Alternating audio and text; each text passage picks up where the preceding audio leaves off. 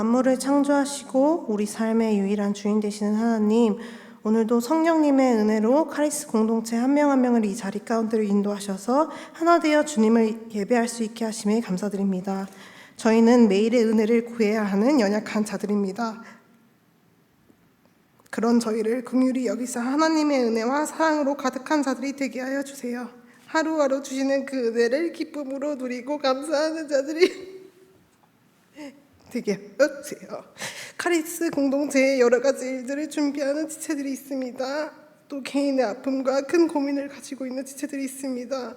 나보다 나를 더 잘하시는 주님께서 우리와 항상 동행하시며 가장 바른 길로 인도하고 계심을 신뢰하는 흔들리지 않는 믿음을 주세요. 그리고 그들의 건강과 체력을 허락하셔서 지치지 않게 도와주세요. 하나님의 뜻을 대신 전하는 사역자에게 큰 은혜를 베푸사 오직 진리의 말씀만이 선포되어지게 하시고 듣는 자들의 마음과 귀를 열어주사 하나님의 뜻을 깨닫고 그 뜻이 내 안에 심겨지고 자라나 세상 속의 그리스도인으로 열매 맺는 자 되게 하여 주세요. 말씀을 통하여 하나님으로 굳건해지고 하나님만 드러내는 공동체 되게 하여 주세요. 하나님, 이 시간 주님 한 분만이 영광 받으시는 시간 되기를 소망합니다.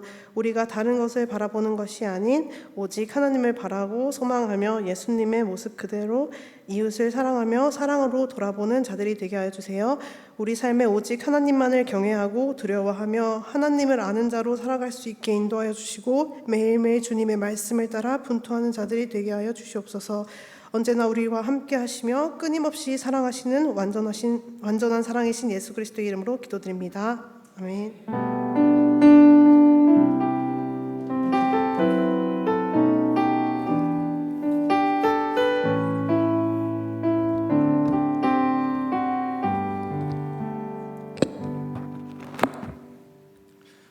이 시간 함께 보실 하나님 말씀 열왕기상 3장 1절부터 15절까지의 말씀입니다.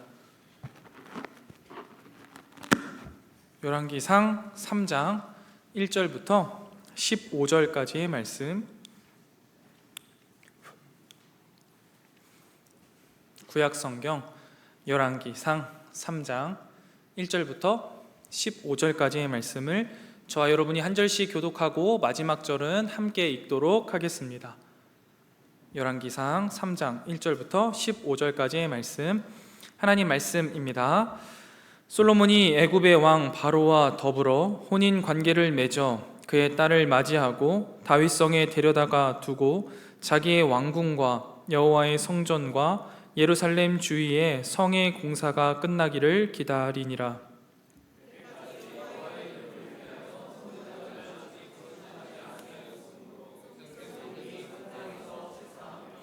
솔로몬이 여호와를 사랑하고 그의 아버지 다윗의 법도를 행하였으나 산당에서 제사하며 분향하더라.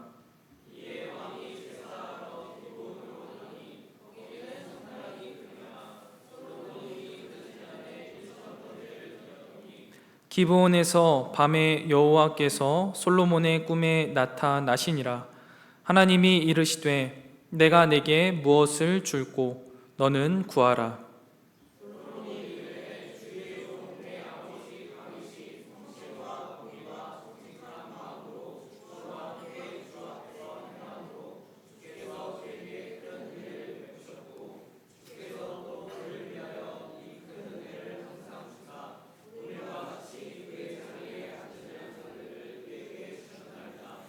나의 하나님 여호와여, 주께서 종으로 종의 아버지 다윗을 대신하여 왕이 되게 하셨사오나 종은 작은 아이라 출입할 줄을 알지 못하고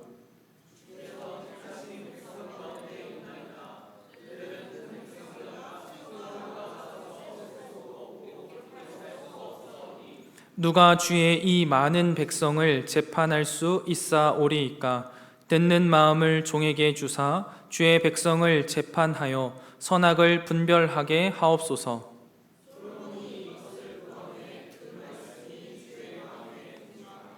이에 하나님이 그에게 이르시되 내가 이것을 구하도다. 자기를 위하여 장수하기를 구하지 아니하며 부도 구하지 아니하며 자기 원수의 생명을 멸하기도 구하지 아니하고 오직 송사를 듣고 분별하는 지혜를 구하였으니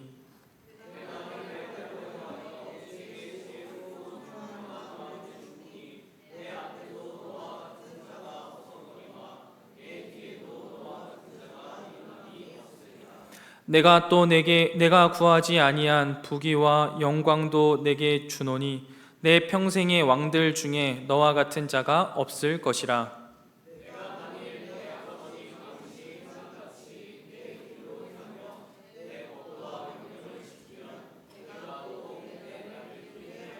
함께 읽겠습니다. 솔로몬이 깨어보니 꿈이더라. 이에 예루살렘에 이르러 여호와의 언약궤 앞에 서서 번제와 감사의 제물을 드리고 모든 신하들을 위하여 잔치하였더라. 아멘. 자, 여러분, 우리 금요일에 만나고 토요일에 만나고 주일에 만나니까 얼굴이 점점 익숙해지고 어제보다는 훨씬 더 나은 얼굴로 뵐 수 있어서 감사하네요. 얼굴은 어제는 상태가 말이 아니었는데 그래도 오늘은 재하청년 외에는 다들 괜찮은 것 같네요. 재하청년은 레크레이션 준비하느라고 너무 애를 써가지고 아직 회복이 자, 우리가 이렇게 MT를 보내면서 즐거운 시간을 함께 보낼 수 있어서 참 감사합니다. 하나님 함께하여 주셔서 우리 가운데 깊은 교제가 있었고 더욱더 가까워지는 시간이 되어서 참 행복한 시간이었습니다. 우리가 그 가운데 놓치지 않아야 될 것은 우리의 정체성이겠죠. 그냥 먹고 마시고 웃고 즐기는 게 우리의 목적과 목표가 분명히 아니었습니다.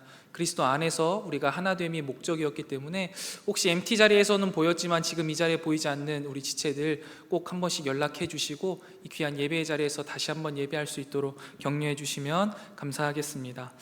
여러분, 우리가 성도로서 살아가다 보면 나는 분명히 하나님의 백성이고 하나님의 뜻을 따라서 살아가며 말씀을 읽고 말씀대로 살아가기 위해 부단히도 애를 쓰면서 살아가는데 그런 내 믿음과 내 삶의 행태가 참 괴리가 나타날 때가 종종 있습니다. 하나님만을 믿고 하나님만을 섬기며 살아가야 한다는 것을 분명히 내가 알고 있음에도 불구하고 그리고 내 마음도 그렇게 살아내기를 참 원하는데 종종 내 마음이 무너지고 내 생활이 무너져서 사람을 의지하거나 물질을 의지하거나 때로는 하나님께 돌아서서 있는 내 모습을 발견할 때가 있단 말이죠. 그런 과정 가운데에서도 나는 분명히 하나님을 참 많이 사랑하는데 때때로 내 삶의 모습을 보면 나는 하나님을 놓친 걸까? 아니면 하나님이 날 사랑하시지는 않는 걸까? 하는 생각들을 할 때가 있습니다. 그때마다 내가 그리스도인이 맞기는 한 걸까? 하나님의 자녀가 맞는 걸까? 하는 자괴감에 빠지곤 해요. 애정하는 카리스 여러분, 여러분들은 어떤 인생을 현재 살아가고 계십니까? 여러분의 믿음과 신앙은 안녕하십니까? 여러분은 과연 하나님을 사랑하십니까? 그래서 여러분의 삶에는 그 하나님을 사랑하는 모습으로 가득하십니까? 아니면 자꾸 삐끗삐끗하는 모습의 연속이거나 그 삐끗삐끗하다가 결국 완전히 넘어져 있는 모습입니까? 저는 제 삶을 때때로 돌아보면은 참 엉망진창으로 살아왔다라는 생각을 할 때가 많이 있습니다. 분명히 주님을 정말 사랑하는데 내 삶은 왜 이 모양 이 꼴일까? 나는 왜 이렇게 부족하기만 한 걸까? 라는 생각을 하게 될 때가 있습니다. 그래서 이 솔로몬이라는 인물을요 별로 좋아하지 않았습니다. 왜냐하면 제가 그동안 알고 있었던 솔로몬은요 털어도 먼지 하나 나올 것 같지 않은 믿음의 사람 같았거든요. 이 사람에게 과연 무엇을 배울 수 있을까라는 생각, 멀리하면 좋겠다라는 마음이 있었습니다. 그런데 말씀을 읽으면 읽을수록 그리고 우리가 앞으로 살펴볼 솔로몬의 모습을 보면요 먼지를 털어도 먼지 하나 나올 것 같지 않은 믿음의 사람이 아니라요 오히려 하나님을 향한 사랑이 그토록 가득하던 사람이 어떻게 이렇게 망가질 수 있는가? 어떻게 이렇게 서서히 무너질 수 있는가를 보여주는 반면교사에 훨씬 가깝더라고요. 오늘 본문은요 우리가 정말 잘 알고 있는 솔로몬의 1000번째 이야기를 포함하고 있는 본문입니다. 왕이 된 후 솔로몬은요 예루살렘 북서쪽 한 10km 정도 떨어진 기브온 산당에 올라가 하나님께 1000번제를 드렸습니다. 이 산당의 규모가 가장 컸고 또한 여호와의 성막과 부살렐이 만든 놋제단이 있었기 때문에 이곳에서 예배했다라고 이야기해요.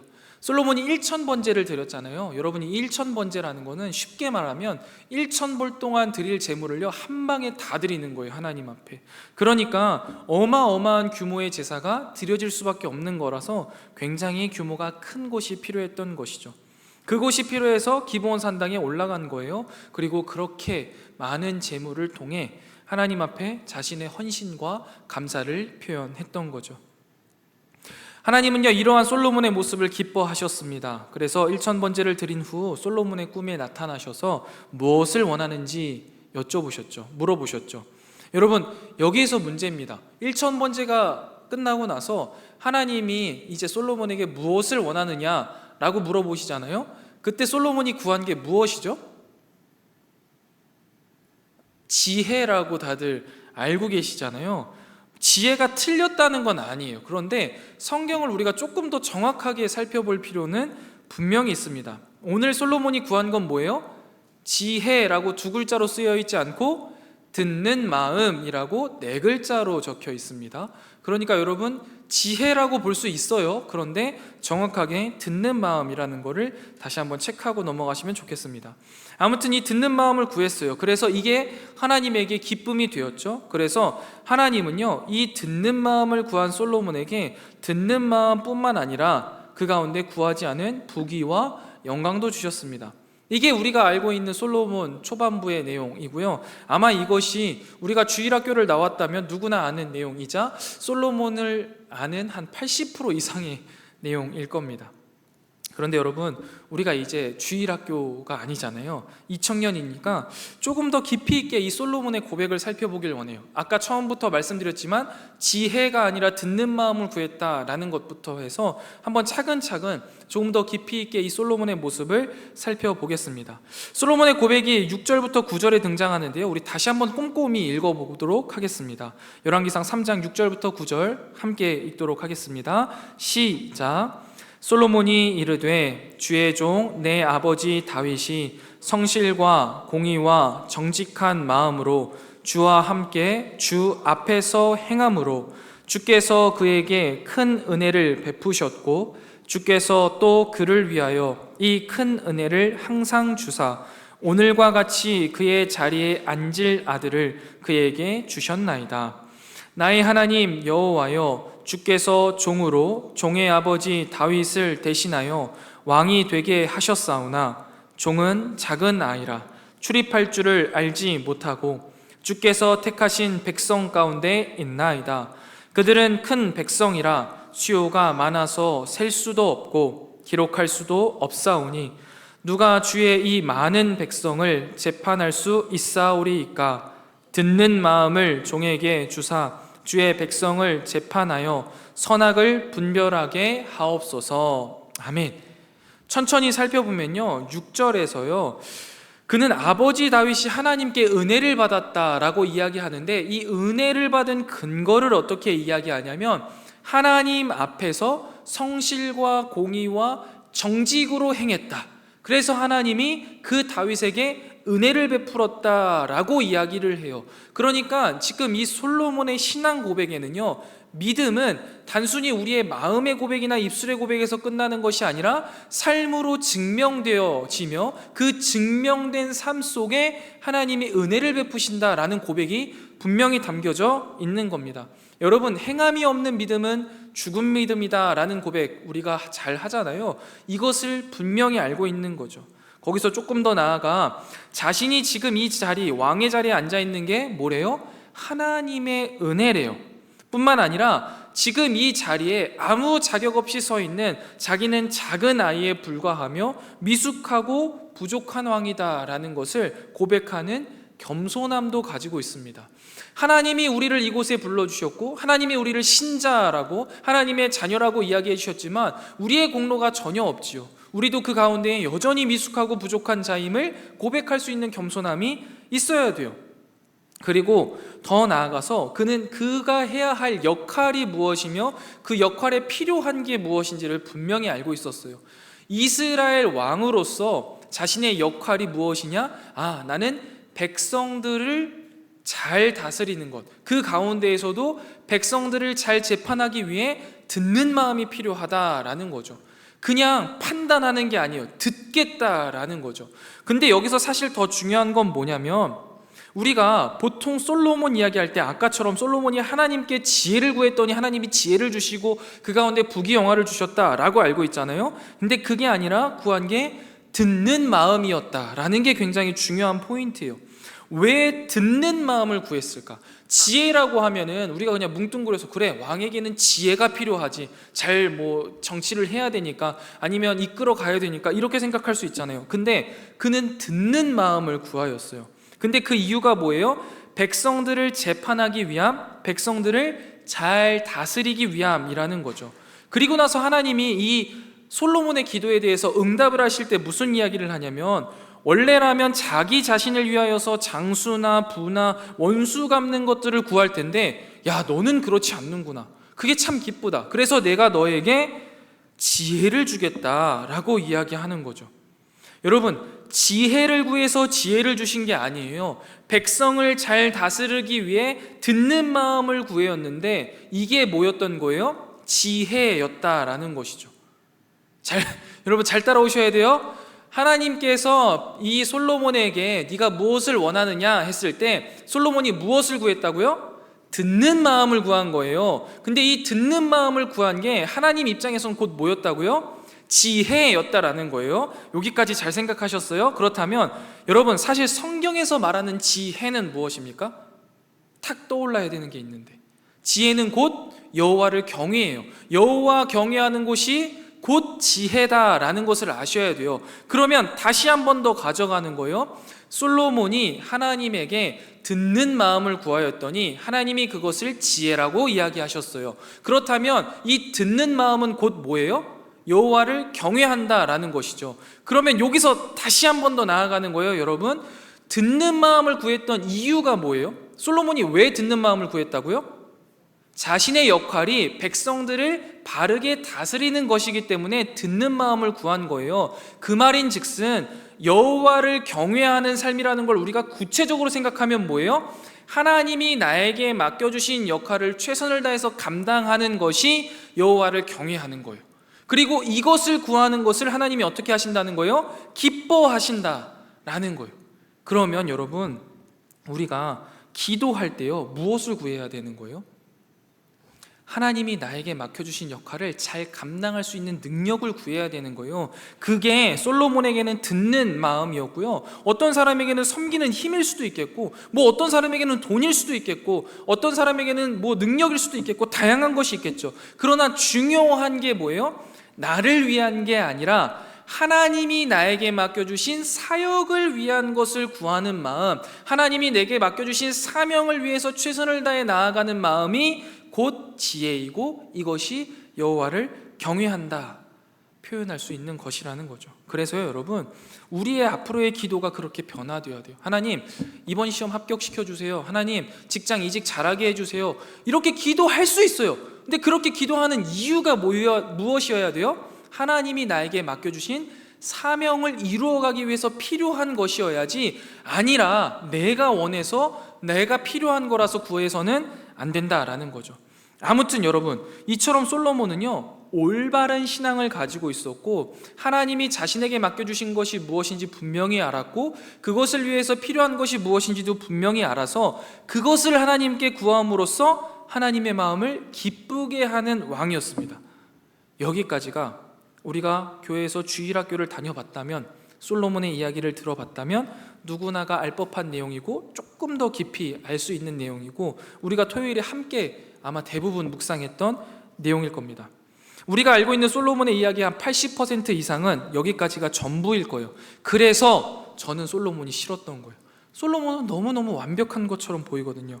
믿음의 사람으로만 기억되거든요. 그런데 오늘 본문 말씀을요, 여러분 꼼꼼히 살펴보면요, 그렇지 않습니다. 그리고 앞으로 우리가 읽어갈 이 열왕기상을 쭉 읽어가면요, 아, 솔로몬이 결코 완벽한 사람이 아니구나 라는 것을 볼 수 있습니다. 제가 좀 전에 말씀드렸던 이야기만 오늘 본문에 기록되어 있는 게 아니잖아요. 오늘 본문 3장 1절 한번 보실래요? 3장 1절을 보면요, 첫 번째로 좀 찜찜하고 이상한 부분이 등장합니다. 3장 1절 말씀 우리 한번 같이 읽어보겠습니다. 시작. 솔로몬이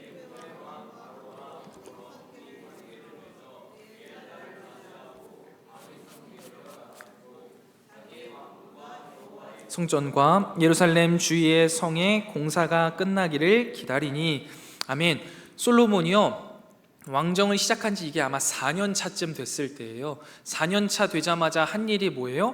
애굽의 공주하고 정략 결혼을 합니다. 이 기록은요, 우리에게 사실 많은 것들을 좀 알려주는데, 첫 번째로 알려주는 건 뭐냐면 솔로몬의 국제적인 위상이 굉장히 높아졌다라는 거예요. 이스라엘이요, 굉장히 위상이 높아졌다라는 거예요. 그 당시 중동 지역의 패권을 가지고 있는 두 나라 이야기하면 보통 애굽과 바벨론을 이야기할 수 있겠거든요. 여러분, 강한 나라가 약한 나라하고 정략적인 결혼을 맺을 때에 어떻게 하냐면 딸을 보내는 거예요. 약한 나라가 강한 나라에게 딸을 보내는 거예요. 그런데 지금 보면 애굽에서 공주가 솔로몬에게 넘어오잖아요. 그 말인즉슨 강한 패권을 가지고 있는 나라가 애굽과 바벨론인데, 이 애굽보다 강한 나라가 지금 어디라는 거예요? 이스라엘이라는 거예요. 이집트는 가나안과 주변 군소국에서 이렇게 정략 결혼을 맺지를 않습니다. 엔간한 나라하고는 맺지를 않아요. 그런데 솔로몬과 이렇게 화친을 맺으려고 하는 거예요. 그게 뭐예요? 그만큼 이스라엘이 강해졌구나, 솔로몬이 위상이 대단하구나 라는 걸 보여주는 거예요. 두 번째로는요, 이방 여인과 결혼이라는 거죠. 그래서 이 솔로몬의 신앙과 앞으로의 이스라엘 통치에 이게 문제가 생기겠구나 라는 것을 우리는 대번에 알게 됩니다. 우리가 지난주에 살펴본 대로 이스라엘의 왕은 여호와 하나님이 세우십니다. 그리고 그 하나님만을 의지하는 것이 이스라엘 왕의 첫 번째 기준이었어요.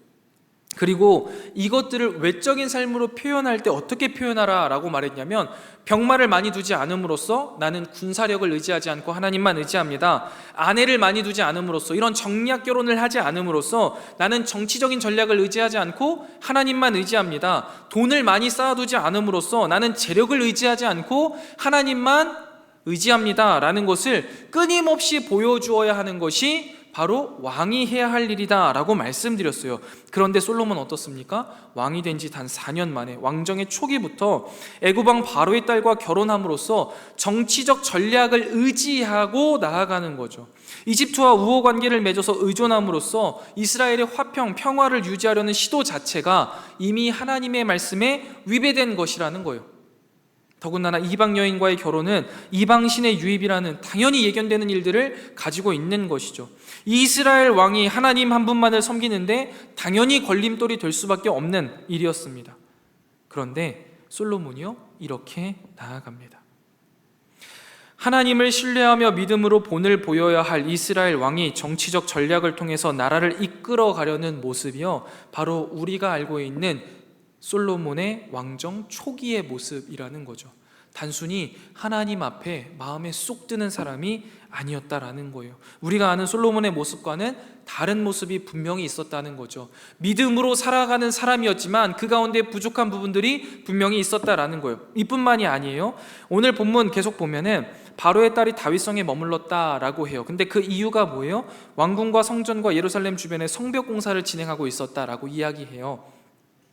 여러분, 솔로몬의 왕정 시기를 연대순으로 살펴보면요, 솔로몬이 왕이 되고 나서 성전 건축을 가장 먼저 실행합니다. 그래서 한 7년 정도 성전 건축을 해요. 그리고 나서 이제 자신의 왕궁을 짓습니다. 그게 약 한 14년, 13년 정도 되는데요.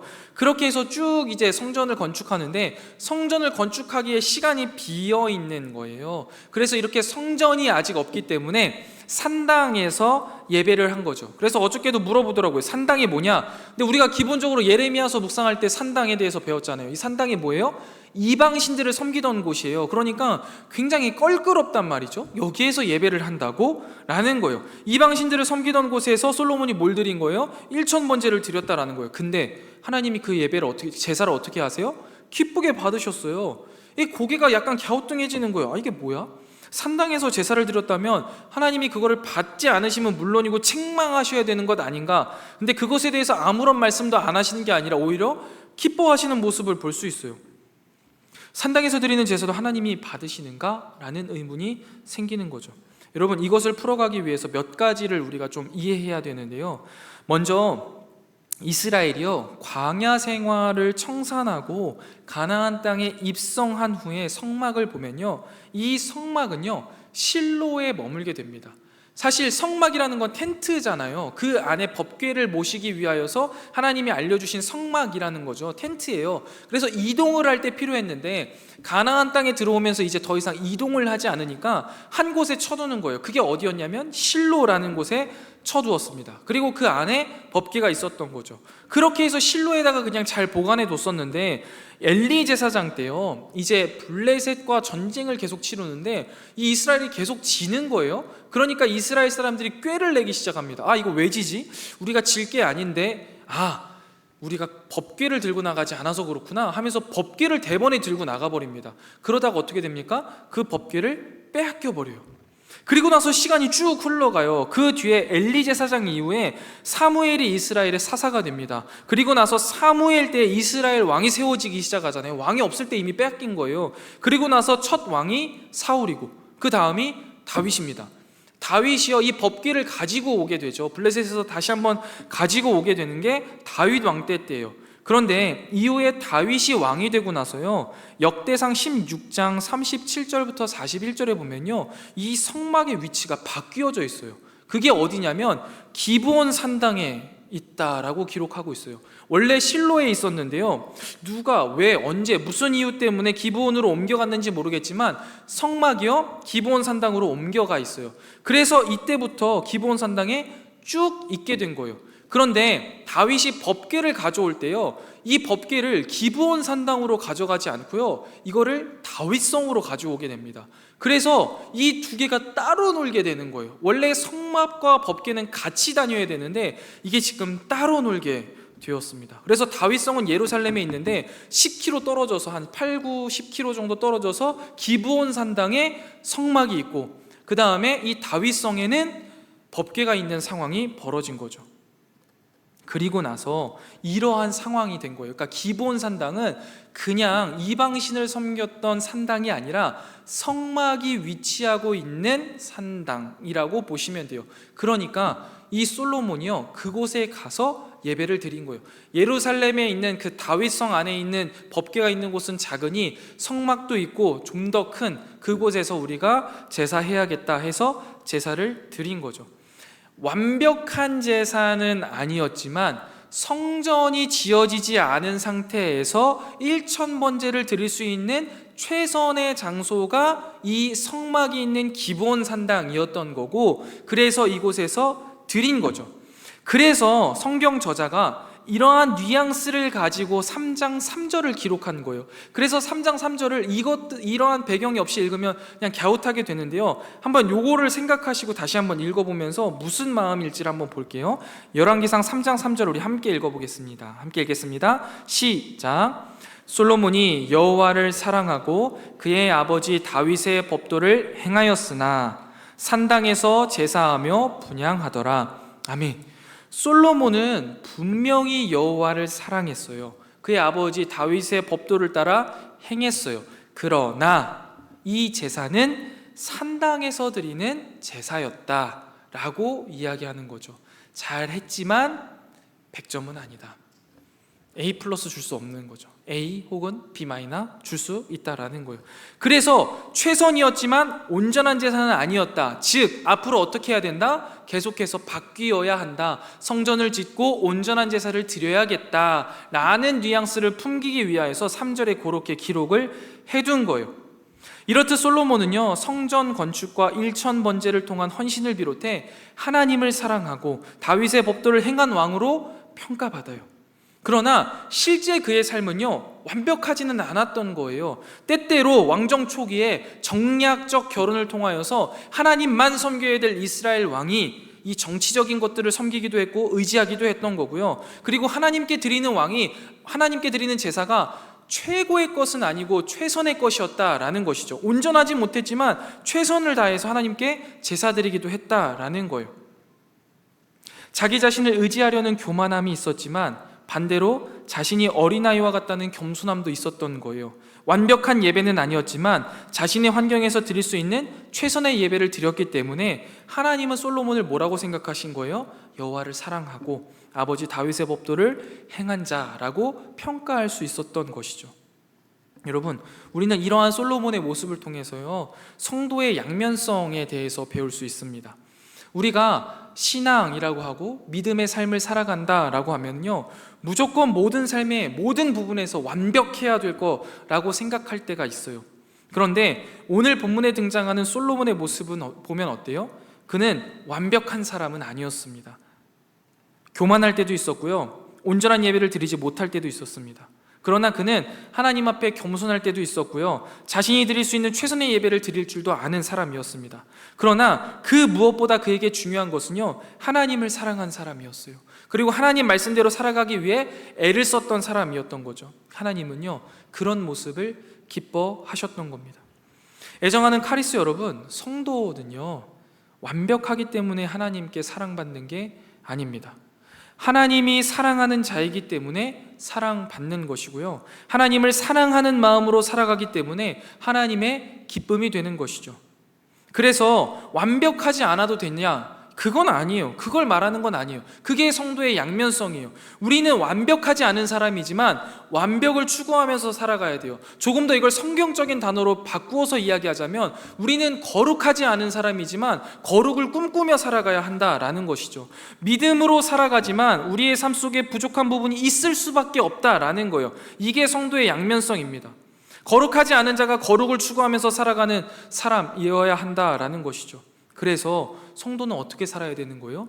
매일매일 자신의 삶을 정돈하고 조율해 나가야 하는 것이죠. 솔로몬의 잘못된 모습들 있죠. 하나님이 아닌 정치적인 방법으로 왕위를 세워가려고 하는 모습들, 아직 성전이 지어지지 않아서 온전한 제사를 드리지 못했던 모습들 계속해서 수정해 나가야 하는 겁니다. 그런데요, 여러분, 솔로몬은요, 이 일들을요, 조금씩 놓치기 시작했어요. 이후에도 정치적 방법들로요, 이스라엘을 타국의 수많은 공주들과 정략 결혼을 하면서 세워가려고 애를 썼습니다. 수많은 우상들이 이스라엘에 들어왔어요. 그리고 성전이 지어졌다면 이제 그동안 있었던 산당들을 다 제거하고 모든 백성들이 하나님 앞에 바르게 예배하게 해야 할 터인데 그 산당들을요, 제거하지 않았습니다. 오히려 그 가운데에 자신이 정략 결혼을 했던 공주들에게 그 신당을 넘겨주면서 그곳에서 우상을 섬기게 했죠. 여러분, 우리는 이러한 솔로몬의 모습을 어떻게 이야기할 수 있냐면 첫사랑을 버렸다라고 이야기할 수 있어요. 처음 왕이 되어서는요, 하나님을 사랑하는 마음이 충만했습니다. 완벽하지 않았어요. 최선을 다해서 하나님을 향한 사랑을 표현하는 사람이었습니다. 그런데 그 마음이요, 점점점 식어갔습니다. 여러분, 하나님이 우리에게 완벽함을 요구하신 적이 단 한 번이라도 있습니까? 하나님은 우리에게요, 완벽함을 요구하신 적이 한 번도 없어요. 하나님이 늘 우리에게 요구하시는 건 뭐예요? 사랑입니다. 나를 사랑하라는 거예요. 하나님을 사랑하고 이웃을 사랑하라는 거예요. 하나님 한 분만을 바라보는 시선을 원하시는 거예요. 완벽함을 요구하는 게 아니라는 거죠.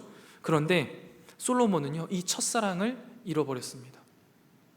애정하는 카리스 여러분, 우리의 삶에는 이러한 솔로몬과 같은 모습들이 없습니까? 하나님을 향한 뜨거운 사랑이 있었던 때와 지금이 너무나 다른 것 아닙니까? 이 정도는 괜찮겠지 하는 생각으로 하나님 앞에 완벽하지도 않을 뿐만 아니라 최선을 다하지도 않는 삶의 예배를 드리고 있지는 않습니까?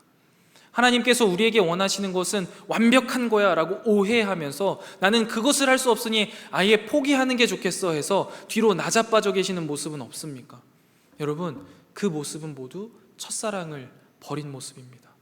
하나님은 우리에게 단 한 번도 완벽함을 요구하신 적이 없습니다. 교만할 수 있겠죠. 때때로 실수할 수도 있겠고 부족한 부분이 많을 수도 있습니다. 그러나 그럼에도 불구하고 하나님을 사랑하는 마음에 최선을 다해서 나아가는 그 모습, 하나님을 사랑하는 작은 열정들을요, 하나님은 기뻐하신다는 거예요. 그리고 그런 자에게 끊임없이 은혜를 베푸시며 당신의 사랑 가운데 거하게 하시는 게 바로 하나님의 사랑이고, 그렇게 살아가는 성도의 삶이 바로 성도의 양면성을 가지고서도 구원을 향해서 끝까지 나아가려고 하는 믿음의 삶인 것이죠. 그런데 어느샌가 우리는 이러한 모습을 잊어버리고 살 때가 너무나 많이 있는 것 같습니다. 말씀을 정리해 보겠습니다. 애정하는 카리스 여러분, 하나님을 사랑하는 마음이 우리 안에 있는지 다시 한번 스스로 자문해 보시길 원합니다. 완벽하게 신앙생활을 하고 있는가가 아니에요. 주일 예배 내가 몇 번 나왔지? 내가 얼마나 하나님 앞에 헌신하고 있지? 이런 것들을 질문하자는 게 아닙니다. 내 안에 하나님을 향한 사랑이 얼마나 있는가? 아주 단순하고 원색적으로 물어보세요. 나는 하나님을 사랑하는가를 물어보셔야 합니다. 그리고 그 사랑하는 마음이 충만하시기를 축복해요. 우리의 시선이 하나님만 향하기를 원합니다. 그러면 우리의 삶이, 우리의 믿음대로 살아가는 이 삶이 완벽하지 않더라도요, 하나님은 어떻게 하신다고요? 기뻐하신다는 거예요. 그렇게 살아내고자 결단하면서 하나님, 내 삶을 살아내는데 나의 부족한 부분들이 이렇게 있습니다. 당신이 원하는 삶을 살아가는데 나에게 듣는 마음이 필요합니다 라면서 하나님께 간구할 때 하나님은 그 기도를 기뻐하시는 거예요. 내가 그 가운데 하나님께서 원하시는 삶을 살아가는데 부족함이 있다라는 사실을 겸손히 고백하는 것을요, 하나님은 기뻐하신다는 거예요. 그때 우리의 삶이 비록 완벽하지 않더라도 하나님이 기뻐하시는 삶이 되는 것이죠.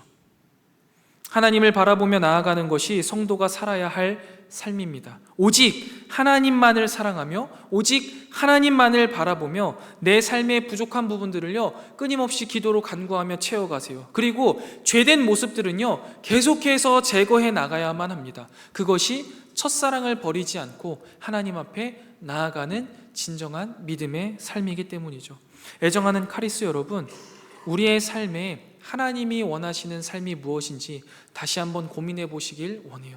하나님을 사랑하는 마음 한 가지 가지고 내 삶 속에 하나님을 사랑하는 마음을 표현하기 위해 필요한 모든 것들 주님께 고하고 또 주님께 받고 또 내 가운데 죄된 모습들 하나하나 잘 제거해 나가면서 하나님의 기쁨이 되는 이 시대에 바른 솔로몬으로서 살아내는 우리 모든 카리스 여러분들 다 되시기를 주님의 이름으로 축원드립니다. 우리 이 시간 함께 기도하실 때 믿음과 삶이라는 찬양 함께 부르신 후에 우리 기도하도록 하겠습니다.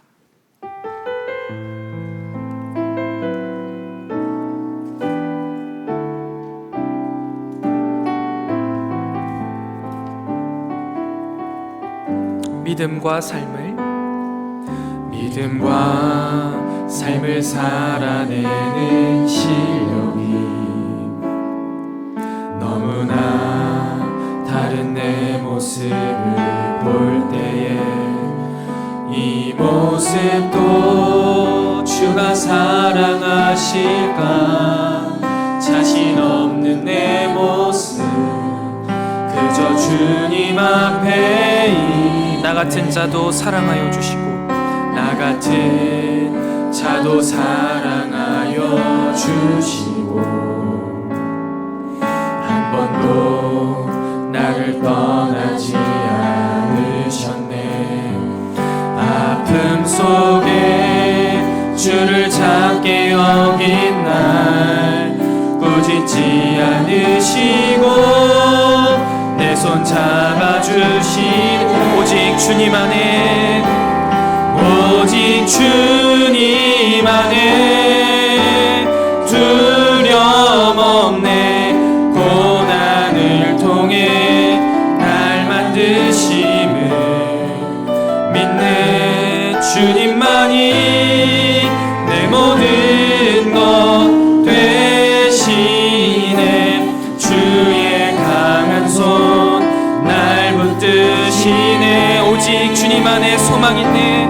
오직 주님 안에 소망이 있네. 내 삶을 통해 영광 받으신 주님만이 내 모든 것 되시네. 우리 다시 한번 고백하도록 하겠습니다. 오직 주님 안에 두려움 없네.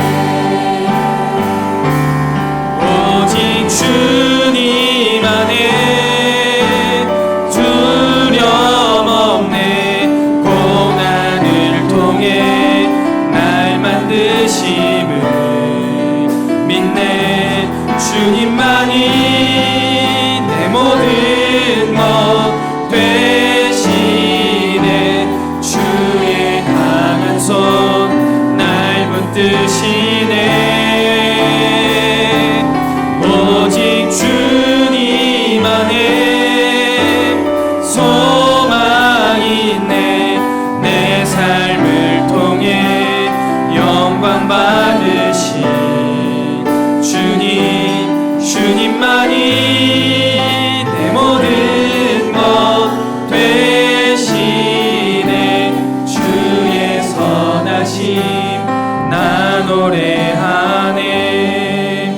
애정하는 카리스 여러분, 우리 이 시간 함께 기도하실 때요, 믿음과 삶을 살아내는 실력이 매우 다른 우리이지만 그럼에도 불구하고 하나님을 사랑하는 마음 가지고 하나님만 바라보는 시선 가지고 주님 살아내길 원합니다. 내 삶 속에 하나님의 사랑을 표현하기 위해, 주님을 경외하기 위해 필요한 능력들을 주님께 간구하오니 그것을 주시고 그 능력 따라서 하나님을 사랑하는 내 삶을 표현해내는 우리의 삶이 되게 하여 주시옵소서. 우리 이 시간 함께 기도하며 나아가겠습니다. 기도하겠습니다. 하나님 아버지, 우리 이 시간 주님을 향하여서 주님 마음을 내어놓고 나아갑니다. 우리의 마음 속에 있는 하나님을 향한 뜨거운 사랑이 다시 한번 회복되어지기를 소원합니다. 아버지께서 우리에게 주셨던 그 첫사랑을 회복하기 원합니다. 내 마음속 깊숙한 곳에 내가 스스로 자문할 때 아버지 하나님을 향한 뜨거운 사랑이 넘쳐나게 하여 주시옵소서. 우리의 믿음과 삶의 괴리가 있을지라도 그 사랑 하나 붙잡고 살아내는 삶을 아버지 당신께서 원하신다는 것을 우리가 다시금 깨닫습니다. 나의 삶은 매우 부족하고 당신이 보시기에 전혀 완벽하지 않지만 그럼에도 불구하고 내 안에 있는 하나님을 사랑하는 그 하나하나의 마음 가지고 나아가오니 주여, 우리의 마음을 아시고 주님을 사랑하는 우리의 마음 가운데 주님 역사하여 주시옵소서. 그래서 당신이 원하시는 삶을 살아가기 위해 우리의 부족한 삶 속에 필요한 그 모든 능력을 주님께 간구하는 자들 되게 하여 주시옵소서. 나를 위하여서 부와 귀와 영광을 구하는 것이 아니라 하나님 나라와 영광을 위해 당신이 이를 사랑하는 마음을 표현하기 위해 나에게 필요한 것들을 구하며 그것을 받아 누리며 아버지 하나님의 나라와 영광을 위하여서 살아가는 우리 사랑하는 모든 카리스 지체들 다 될 수 있도록 아버지 하나님께서 인도하여 주시옵소서. 하나님, 우리 마음속 당신을 사랑하는 마음이 충만하길 원합니다. 우리의 시선이 늘 당신을 바라보기를 원합니다. 그 믿음의 삶을 살아내며 우리의 삶 속에 부족한 모든 것들 당신께 기도함으로 채워내게 하시고 당신의 말씀을 통해 우리의 삶의 부족한 부분들, 잘못된 모습들, 죄된 모습들 정돈하며 나아갈 수 있는 우리의 삶이 되게 하여 주시옵소서. 그래서 주님, 정치의 초기에 당신의 마음에 합당하였던 솔로몬처럼 우리의 삶이 합당하길 원합니다. 첫사랑이 식지 않기를 원합니다. 당신을 향한 사랑 가지고 앞에 서는 그날까지 끊임없이 주님을 사랑하며 주님의 사랑하는 삶을 살아내는 우리 모든 카리스 청년들 다 될 수 있도록 아버지 하나님께서 인도하여 주시옵소서.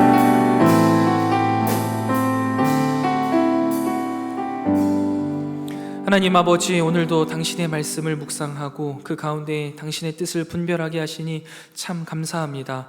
오늘 말씀을 통하여서 우리에게 주신 하나님의 말씀이 우리의 이성 가운데 잘 정리되게 하시고 우리 마음속 깊숙한 곳에 심기어지게 하시며 우리의 삶에 아름답게 피어나게 하여 주셔서 우리의 삶의 한순간 한순간 당신의 향기가 이 세상 가운데 충만하게 하여 주시옵소서. 특별히 아버지 하나님, 우리 마음속 당신을 향한 사랑이 충만하길 원합니다. 처음 아버지 하나님을 인격적으로 만나 우리 마음속에 불탔던 그 첫사랑을 회복하기 원합니다. 당신만을 바라보던 그 시절 나의 믿음이 회복되어지기를 원합니다. 그러니 주님, 이 사랑하는 마음 하나 가지고 주님 앞에 우리의 삶을 내어드리게 하여 주시옵소서. 우리가 그 믿음 가지고 살아내는 삶이 부족할지라도 주님께서 우리에게 그 삶을 기뻐하신다라는 사실을 믿고 나아가오니 우리의 부족한 삶 속에 필요한 능력 주님께서 채워주시고 우리가 기도로서 간구하게 하여 주시옵소서. 뿐만 아니라 당신의 말씀을 통하여서 우리의 삶 속에 죄된 모습들, 제거해야 될 모습들을 하나하나 제거해가며 당신을 향한 첫사랑을 잃지 않는 우리 모든 카리스 청년들 다 되게 하여 주시옵소서. 그렇게 주님 앞에 귀히 쓰임 받는 하나님의 마음을 기쁘게 했던 다윗처럼, 솔로몬처럼 살아내는 우리 모든 카리스가 되게 하여 주시옵소서. 이제는 우리 구주 예수 그리스도의 은혜와 하나님 아버지의 무한하신 사랑하심과 성령 하나님의 진리로 인도하시는 은혜의 크신 역사가 아버지 하나님의 사랑하심과 또한 우리가 당신을 사랑하는 그 사랑 하나 가지고 이 세상 가운데 믿음으로 살아내며 그 첫사랑의 회복을 이루리라 잔잔히 다짐하고 돌아가는 사랑하는 모든 카리스 공동체의 머리머리 위에 이제로부터 영원토록 함께 있을지어다. 아멘.